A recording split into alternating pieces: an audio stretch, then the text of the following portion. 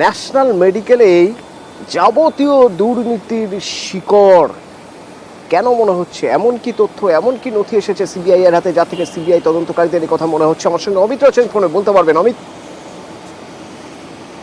অভিযান চালানোর সময় বিপ্লব সিংহের বাড়ি থেকে যে সমস্ত নথি পাওয়া গিয়েছে তার মধ্যেই দেখা যাচ্ছে যে ন্যাশনাল মেডিকেল কলেজের এমএসভি পদে যখন ছিলেন সন্দীপ ঘোষ, তখন ন্যাশনাল মেডিকেল কলেজের ভেন্ডার হিসেবে ভাড়া পাইয়ে দেওয়া হয়েছিল এই বিপ্লবকে, এবং বিপ্লবের সূত্র ধরেই ন্যাশনাল মেডিকেল কলেজে আসে সুমন হাজরা, এবং সেখান থেকে নেক্সাসের সূত্রপাত কিনা বা সেখানেই শিকড় লুকিয়ে রয়েছে কিনা এই বিষয়টাই যখন ভাবাচ্ছে তদন্তকারী আধিকারিকদের। সেক্ষেত্রে এই বিপ্লবের সঙ্গে মুর্শিদাবাদ মেডিকেল কলেজে পরিচয় হয়েছিল এই সন্দীপ ঘোষের। পরবর্তী সময় সন্দীপ ঘোষ যখন কলকাতায় ভর্তি হয়ে আসেন এবং সেখান থেকে ঘনিষ্ঠতা বাড়তে থাকে, এবং ন্যাশনাল মেডিকেল কলেজের যে মেন্টারশিপের জন্য যে সেখানে বরণ পাইয়ে দেওয়ার ক্ষেত্রে সন্দীপ ঘোষ সাহায্য করেছে বিপ্লবকে, এবং বিপ্লবের সূত্র ধরেও কিন্তু সেখানে এসে সুমন হাজরা। সেক্ষেত্রে সেখান থেকে নিঃশ্বাসের সূত্রপাত এমনটাই কিন্তু কার্যত মনে করছেন তদন্তকারী আধিকারিকরা, কারণ যে সমস্ত নথিপত্র বাজেয়াপ্ত করা হয়েছে সেই সমস্ত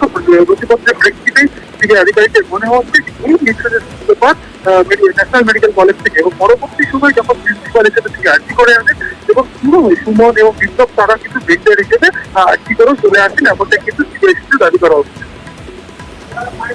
ধন্যবাদ।